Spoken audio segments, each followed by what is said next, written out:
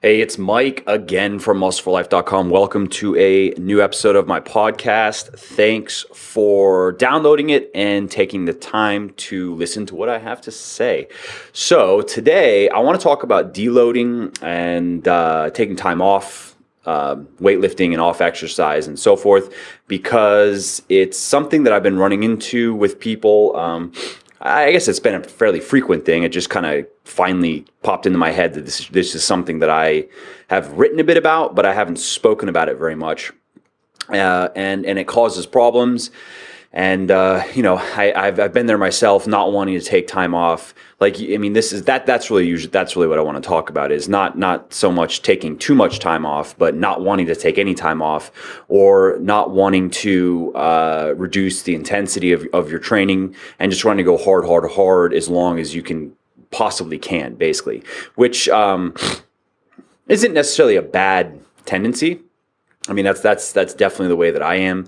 But the problem is, if you take that too far, then it becomes counterproductive. And if you don't recognize it for what it is, and you don't address it correctly, the problem not only can get worse and worse, or I mean, it will get worse and worse, but what you'll end up trying to do, like, you might try to then switch programs, you might try to switch diets, you might try to switch supplements. You're going to try things that aren't going to address the actual problem, which is just where you're kind of getting into the realm of overtraining. So, first, just I guess as a quick, my own little experience with this, or my own bit of experience with this, is years and years ago, when I used to just do like stupid bodybuilding workouts that I would read about in magazines.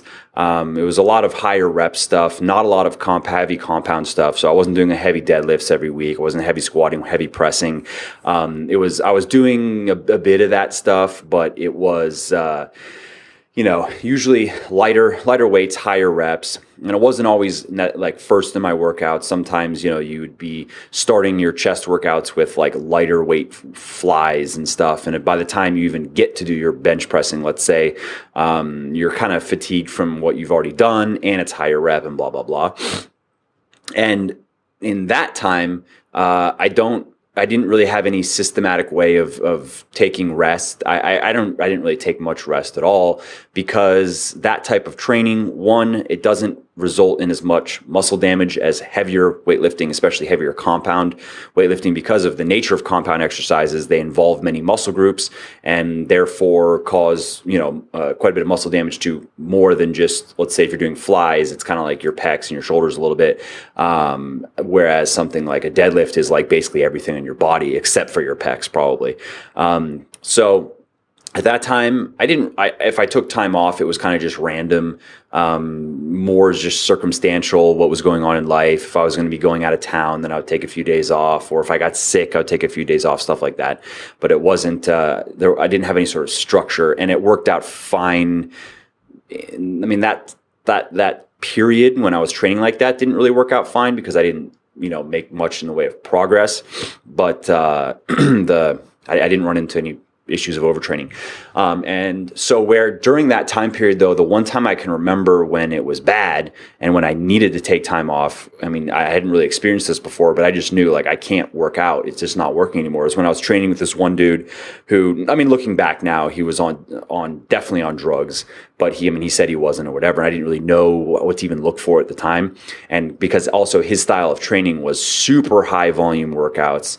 I mean, I don't even remember how many sets I was doing. It was ridiculous, the amount of sets I was doing per workout. So it was like a body part split with, you're doing a bajillion sets, lots of drop sets, lots of supersets, and I'm, like an hour and a half kind of straight, a minute, maybe 2 minutes in between sets, and just go. And I remember, like, by the end of those workouts, I wasn't just physically exhausted, I was mentally exhausted. Like, I couldn't even, our chest workouts would end with, like, I was failing at push-ups. I couldn't even get 10 push-ups, you know what I mean? So training at that intensity, I remember 4 or 5 weeks of that kind of ran me into the ground, and I was trying to come and work out. I'd be very tired, and I had no interest in being in the gym. I was weak. I just did not want to be there. So I just figured, well, I guess I'll just take a week off, I guess, and then I was fine. So that was kind of my one experience, and that's with that higher rep training. If the really, really high volume stuff, like, of course, there is a point where you can just beat the shit out of yourself so much that you do need to, you would need to take some time off. Well, and depending, for me, it was about 4 or 5 weeks. Like I said, maybe it was 6 weeks. For you, it could be longer, it could be shorter. Kind of depends on your body and your diet and whatever. But where where it has become now, taking time off and resting and what's called deloading, which I'll talk about, is a regular thing in what I do now, because when I switched over to emphasizing heavy compound weightlifting over all the isolation stuff, over all the high rep stuff, drop set, superset, I found that it became necessary to take either shortened weeks or where I dramatically reduce the intensity, the amount of weight that I'm lifting in my workouts. Maybe not the volume, maybe I'm doing around the same number of reps, but they're much lighter. It's more just getting a pump, going through the movements, practicing form. And that became a necessary thing when I started doing a lot of heavy deadlifting, squatting, bench pressing, overhead pressing. And in my Bigger, Leaner, Stronger program, and also with Thinner, Leaner, Stronger, for which is for women, I recommend either taking a week off or deloading, which is just reducing the intensity of your workout, reducing the amount of weight that you're doing. You're doing easier workouts basically, and really what you're focusing on is you're doing the same exercises, but you're focusing on lighter weight, fewer reps, and you're focusing on explosive movements and just practicing form, just really getting the feel of the movement. And so doing that every 8 weeks or so. Some people, it really depends on your diet. You'll find that when you're in a calorie surplus, you can go longer without having to take a break. And I do recommend that people take a break, like on Bigger, Leaner, Stronger, every 8 to 10 weeks. Same thing with Thinner, Leaner, Stronger. But you need to also just kind of pay attention to your body. If you feel, where you'll know it is when your sleep starts getting disrupted. So you're not sleeping as well anymore. You are having energy issues in the day. You have low energy. You're having low energy in your workouts. You're weaker in your workouts. You're not interested in training. You don't have any sort of, sometimes you have that, when you feel good, you have that mental edge. You're in there, you're training, you're enjoying it. When you start, when your body needs a break, and this is more related to the nervous system than it is the muscles, you just feel, you've had it before, your workouts drag, you don't want to be in the gym, you're counting your sets down to be done, watching that rest timer, like right when it hits, whatever, you just want to get out of there, right? Now, of course, just because you have a workout like that doesn't mean that you need to deload or whatever. That happens to everybody. Some workouts are just shit for no apparent reason. It doesn't even make sense. Well, okay, fine. Maybe next time kind of thing. But it's when it becomes every day, and it just starts to. It's kind of like a lethargy or a fatigue that just kind of sets in. And you may also find that you're hungrier than usual. So these are all just cues that mainly related to hormones, that your body just needs a break.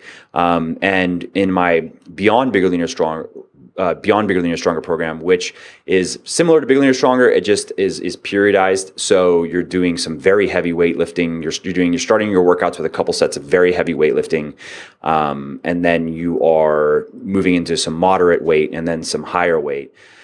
That, because of the nature, it's the heavier your training gets, and especially when you're doing these big exercises, like if you're doing heavy isolation barbell or dumbbell curls like that, no, that's obviously not in terms of like systemic stress. That's not nearly as bad as heavy deadlifting, of course, or heavy squatting or heavy overhead pressing.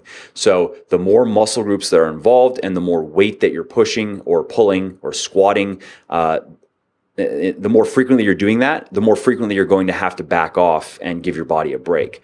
So in Beyond Bigger, Leaner, Stronger, I recommend a deload week on the 5th week. So you're doing 4 weeks of training and then you're taking a week of recovery, really is what it is. Some people actually prefer to just take a week off completely, and that's fine. I don't like it because I find, I just kind of like working out. It's a good way to start my day. It's a good routine. I just like it. So I like to go in there and do something. But I also find that I usually come back a little bit weaker if I just take a week off. Even if it's just a rep week or I have to work a little bit harder. Whereas if I do a deload week, the following week, nothing has changed. Like I can just carry on as if I didn't even miss a week. And sometimes I come back even a little bit stronger from deloading. So that's my body. Some people are the same. Some people just take a week off and they're fine. And so in terms of like how that's structured, what I like to do for deloading is, so I train Monday through, well, I'm doing 4 days right now, actually. So I'm doing Tuesday through Friday. I drop my arms day because looking at pictures, especially like from the last couple photo shoots when I was, very lean, I felt like my arms, especially it was like, I think a year and a half or maybe close to 2 years ago, where I was looking at my pictures, and I thought I looked good, but my biceps in particular were just too big for my body, especially for my shoulders. Like I don't have small shoulders, but as a natural weightlifter, and also like I'm kind of genetically predisposed to have bigger biceps and a bigger chest. That's always been my genetic predispositions. And then it's also been a little bit of biased because back when I didn't know what I was doing, I used to train them a lot. So it's kind of, there's a combination there. So where I just felt like my biceps were kind of dwarfing my shoulders. And not that I necessarily wanted smaller arms, but maybe even a little bit smaller biceps. But what I definitely didn't want was my biceps to keep on growing, which they seem to have a tendency to do.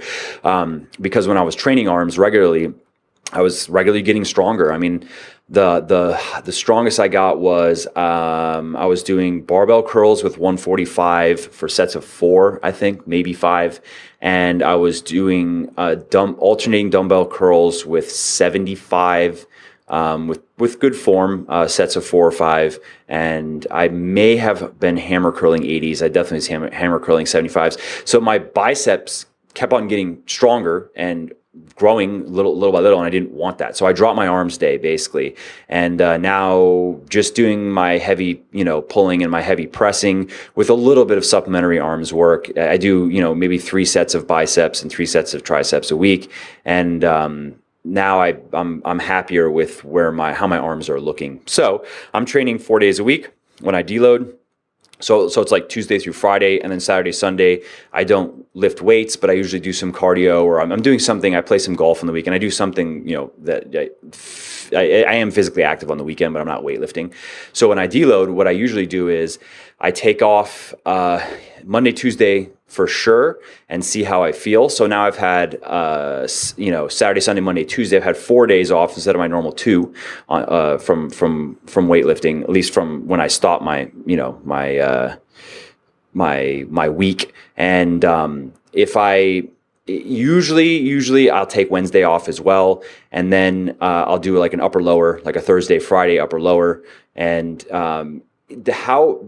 how heavy I go on that kind of depends how I'm feeling. To be safe, quote unquote, what I would say is you take your weight that like maybe 70-75% of your 1 rep max, something around in your 12 rep type, 10 to 12 rep type of weight, and do sets of 4 or 5 with it. So you're really not even pushing yourself. These are not strenuous workouts. You can go through your same type of movements. You can go through your compound movements. You're just not doing heavy weight, and you can keep your sets around the same. So you kind of just mirroring your existing workouts. You're just doing a lot less weight and just practicing on the motions. So, usually what I'll do on the deload is that. So if I'm going to be taking off Monday, Tuesday, and then if I go Wednesday, Thursday, Friday, then it's like a push-pull legs type of setup, where again, so I'll probably do, if I'm going to do a push, I'm going to do like 3 lighter sets of incline bench. I'm going to do 3 lighter sets of overhead press, 3 lighter sets of close grip bench, and that's probably it. Maybe I'll add in a couple just sets of dips, body weight, not even the failure, just to kind of go through the motions and feel the movements. And then pulls, of course, deadlifting, it's your back day essentially, and then legs is your legs training. And so that's a 3-day way to do it. And then a 2-day would be an upper lower, which is similar. Your upper is just your push, and then your lower is your legs plus your deadlifting. And again, it's just going through the motion, going through the movements, kind of explosive, practicing just feeling the movement patterns and working on form. So that's how I like to do it, and that's how I recommend it in my books and when I've written about deloading and whatever. And in terms of how frequently you will need to deload, that really depends on what you're doing. Like I've heard from a lot of people that are new to weightlifting that can go for 6-7 months even without taking any sort of break and feel totally fine.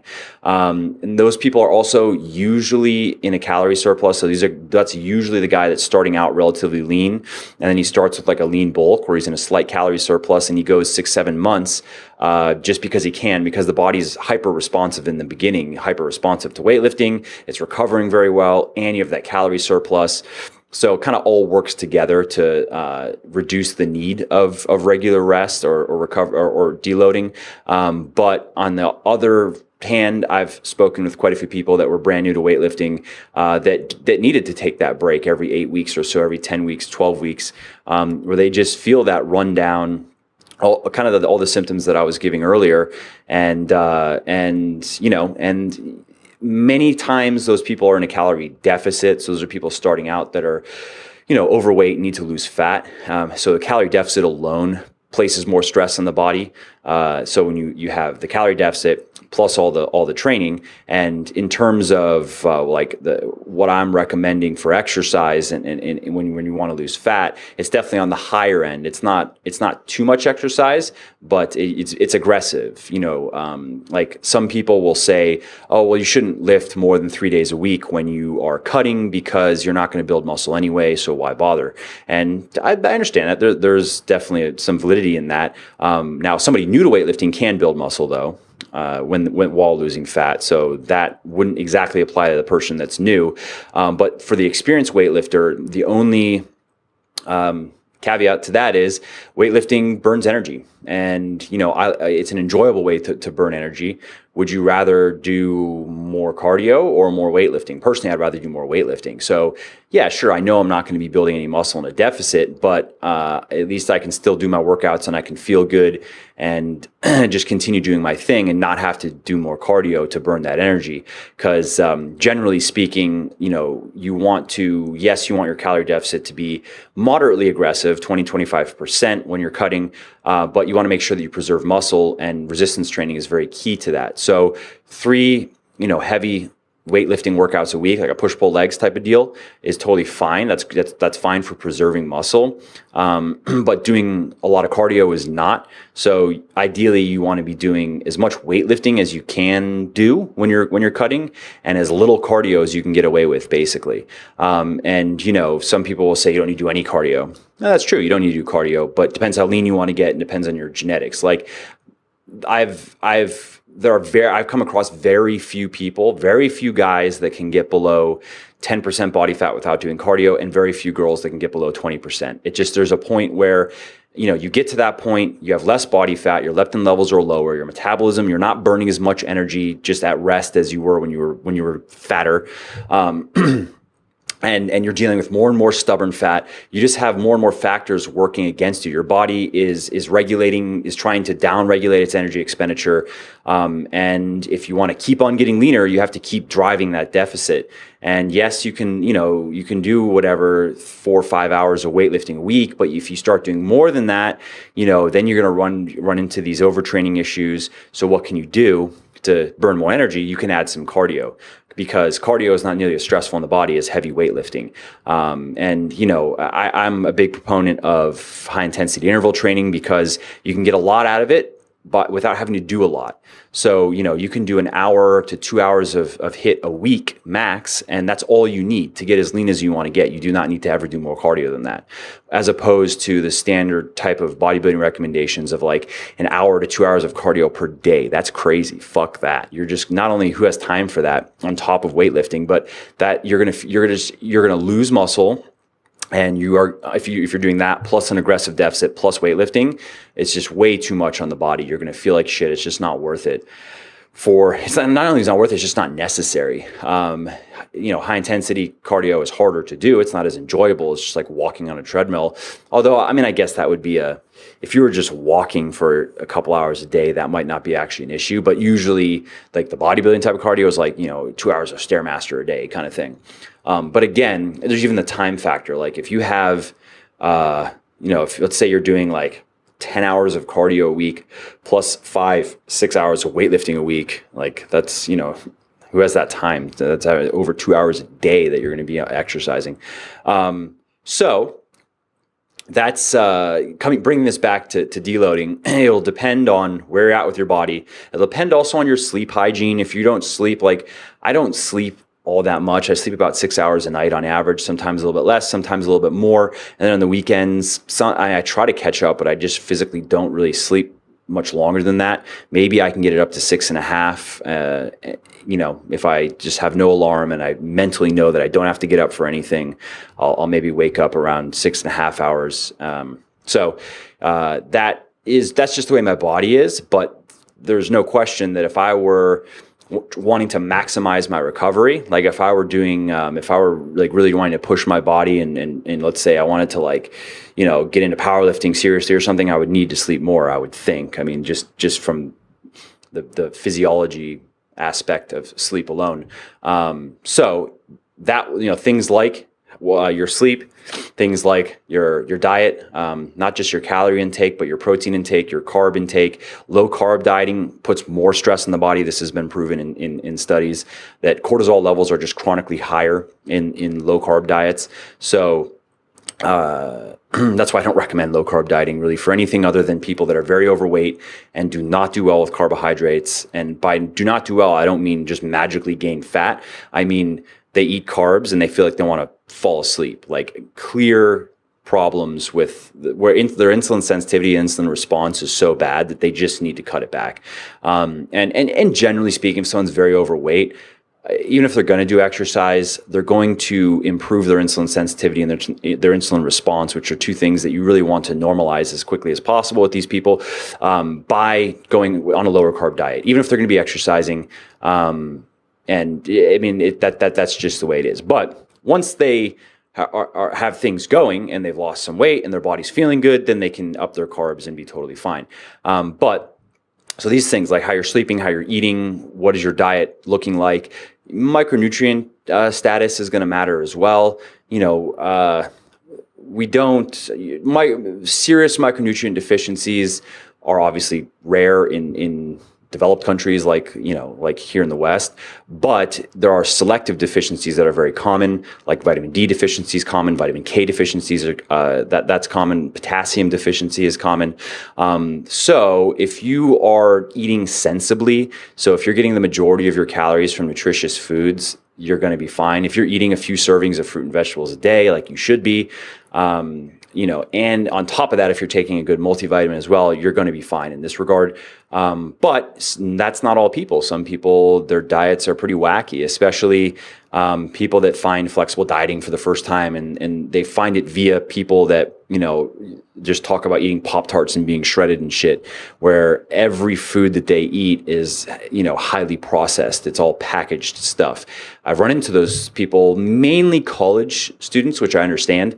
And it can be harder. It takes more planning and more work for them to, one, meet their budget, and two, kind of work with what they have. Sometimes they just have a microwave, or I've talked to people that didn't even have a microwave. So it can be tricky, but where your micronutrient levels are at are going to affect this as well, just because there are so many vitamins and minerals and other substances that your body needs to do all the things that it needs to do. And when you're training heavily and regularly, you are placing more demand on the body. So macronutrients are not the only thing that it needs to repair itself and recover from the systemic stress that occurs when you exercise. So again, what you want to be looking at is, if you are following one of my workout programs, or another good workout program, a good strength training program, or a program that involves a lot of strength training, you can figure that, just as a good baseline assumption, that every 6 to 10 weeks is probably a good, I know it's a bit of a range. You could even tighten that up and say around 8 weeks is where you should be. If you did deload every 8 weeks, let's just say this, then it would serve you well. You wouldn't be making a mistake.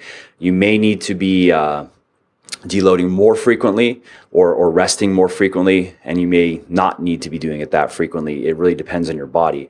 But this is one of those things. It's kind of like with dieting. You learn your body's calorie ranges by doing it. So you learn that, here's your range for, here's your true surplus range, regardless of what calculators say, because one of the problems with trying to calculate your total daily energy expenditure, TDE, is that BMR, I mean, even just calculating your BMR is a guesstimate. It's not 100% accurate. And then you have on top of that exercise multipliers, the standard multipliers that you'll find in formulas like Catch-McCardle and others are generally just too high. And that's one of those things just kind of known in bodybuilding circles, where, I mean, I know a lot of, I've just read from a lot of competitive bodybuilders that don't go, they really just don't go higher than 1.35 or 1.4, and they're exercising, let's say 10 hours a week or so.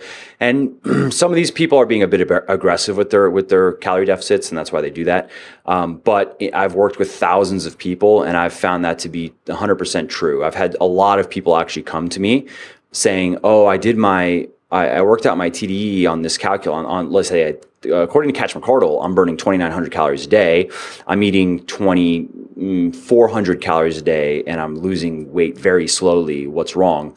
And you get all the normal mistakes out of the way. Like, they actually are tracking their intake properly. They're not mismeasuring. They're not, one cup is not one heaping cup and all that kind of stuff. And it just boils down to they have to eat less food. And I've seen that very, very frequently with people that just go with the standard type of multipliers that are recommended out there. So in my articles, when I'm talking about calculating your TDE, and I've had some calculators actually built just to make it easy for people, the multipliers are just lower. So, there's, you learn though, regardless, any sort of calculation is just a starting point, and then you learn based on how your body responds and you adjust. So even if you used one of my calculators and you're following it exactly, and again, it's not really my calculator. I'm just taking the Catch-McCardle and toning down the activity multipliers a little bit. That's all. But so, and you're sticking to it, and you're finding that, you should be losing about, let's say, a pound of fat a week, and you're losing about a half a pound, then you need to eat less food. And some people, that's just the way it is. On the other hand, though, you might find that you're losing a pound and a half, maybe 2 pounds a week, and you're feeling pretty hungry and pretty drained. You need to eat more food, and I've seen that as well. It's not as common, but I've seen it. It's most common among ecto guys, guys that have their entire life they've eaten a lot of food, and they have an appetite. So a lot of ectos don't have much of an appetite. So when they say they're eating a lot of food, it then comes out to be like 2,200 calories. Like, that's not a lot of food. I can eat that in one meal without even thinking about it. But I do come across ecto guys that, are eating several thousand calories a day for they've been doing that for a long time. So they have an appetite. They do not put on weight easily. And they can eat a lot of food and stay lean. Those guys are generally the ones that need to use a higher multiplier, and that's knowing your body. So you learn your calorie ranges for your maintenance. You learn your calorie ranges for your bulking. You learn your calorie ranges for your cutting. In the same way, you kind of learn your body's based on how heavy you're training, how frequently you're going to be needing to deload, and you learn how to recognize it just based on how you feel.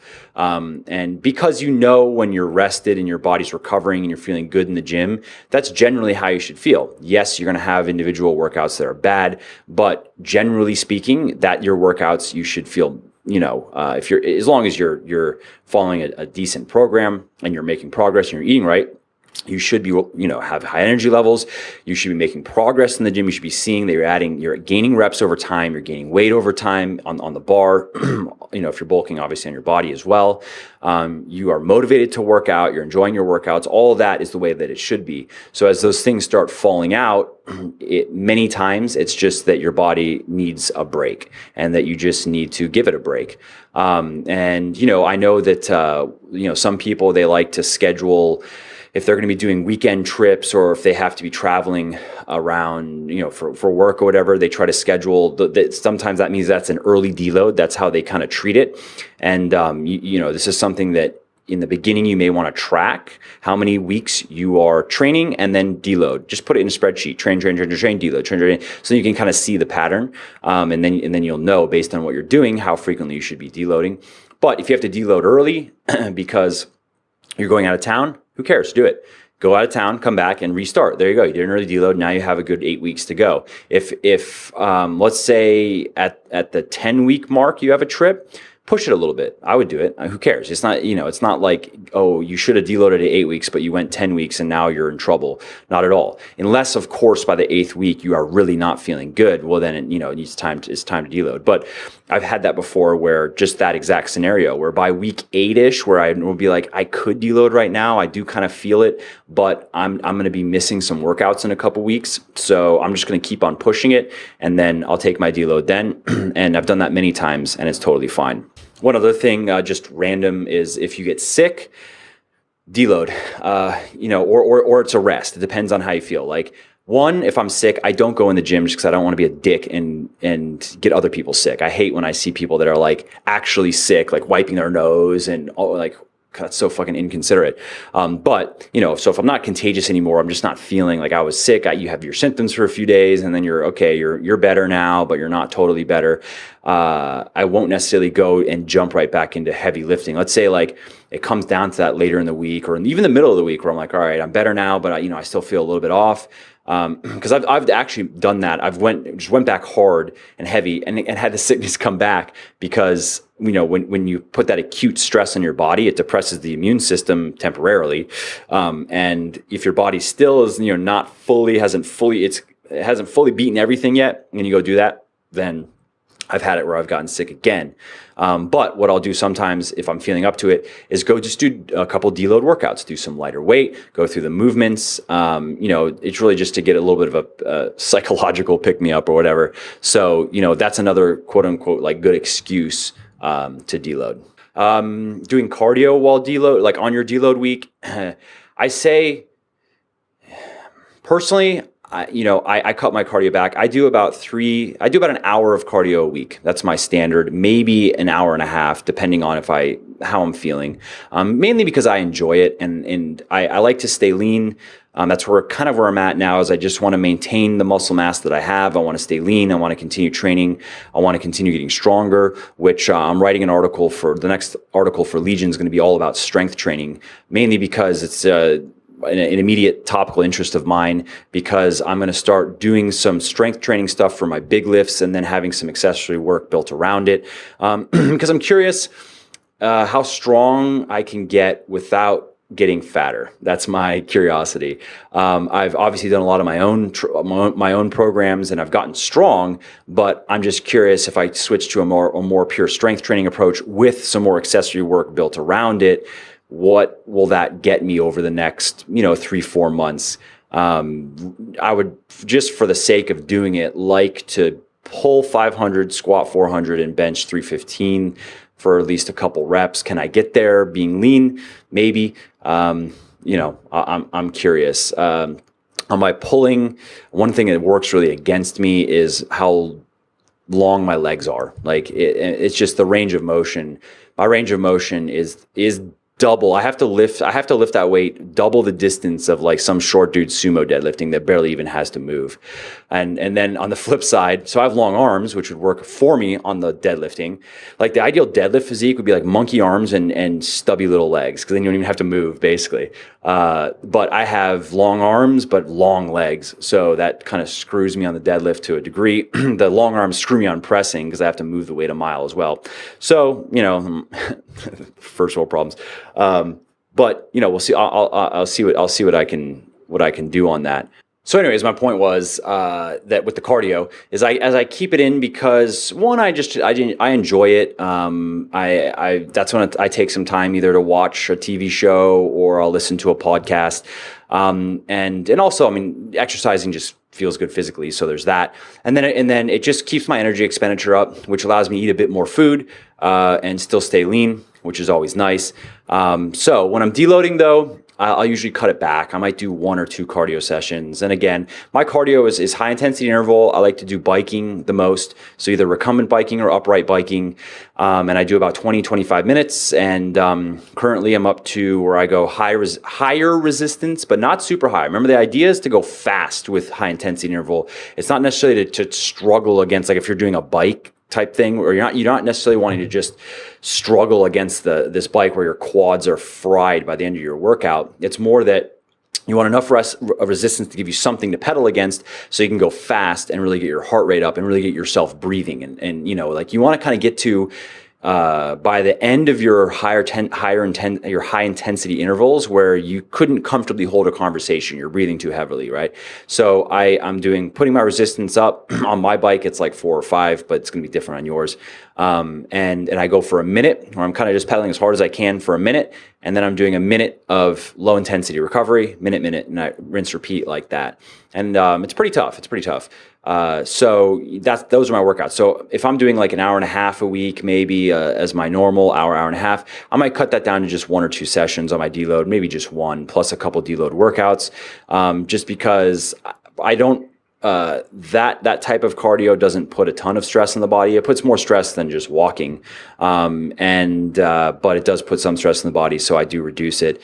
You know, and that's me knowing my body. Some people I know, when they deload, they like to cut out all high intensity cardio, and instead they just go, they do their deload workouts and they just go for long walks.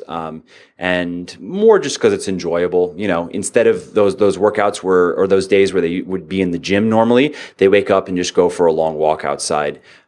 Which if you live in a place where you can go in a park or something, there's benefits to just being in nature. You've probably seen some news stories that are talk about research on that just going out and being in around nature is just good for the body, can help de-stress you, just that alone. So that's really what I do with cardio. Trying just running through a list of things little random questions. Refeeding while deloading. If you like, I mean, if you want to, you don't have to. If you're gonna maintain your deficit, here's a 2-in-1. So if you're cutting, yes, maintain your deficit while you are deloading.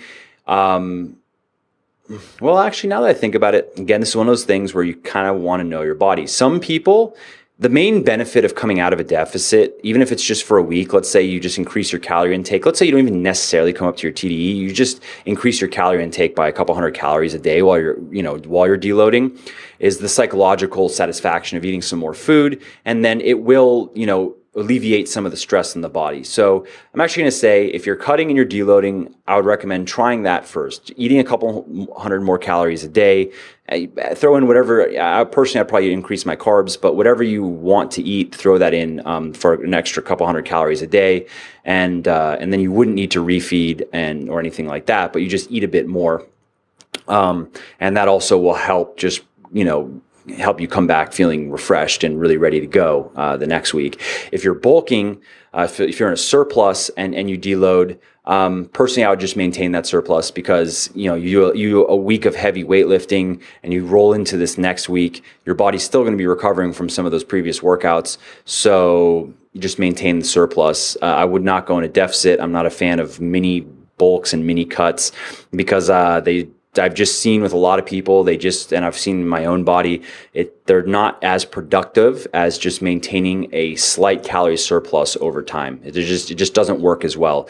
When you maintain that slight calorie surplus, you get into a rhythm when you're bulking. And I've seen it with my body. I've seen it working with a lot of people, where you just start making progress every week. Every week you're gaining a rep or two, which then every couple weeks that turns into gaining weight and so forth. And by throwing in mini cuts, it just seems to screw at that. When you get some momentum going, and then deficit, and you're a little bit weaker that week because you had to cut your carbs, and then you come back and you're not quite back, and it takes a little bit to get back. And so I'm not a fan of. I don't recommend bulking and then going into a deload cut and then bulking deload cut. If you are just getting sick of eating food, which I understand, then bulk and then eat your maintenance basically for a week while you're deloading. That's fine as well. And then go back into your surplus. So I think that's everything. I think that pretty much covers all the common questions and all the back and forth that kind of goes on, at least in you know, in my email and stuff on this subject. So I hope you found this helpful, and I will see you next week.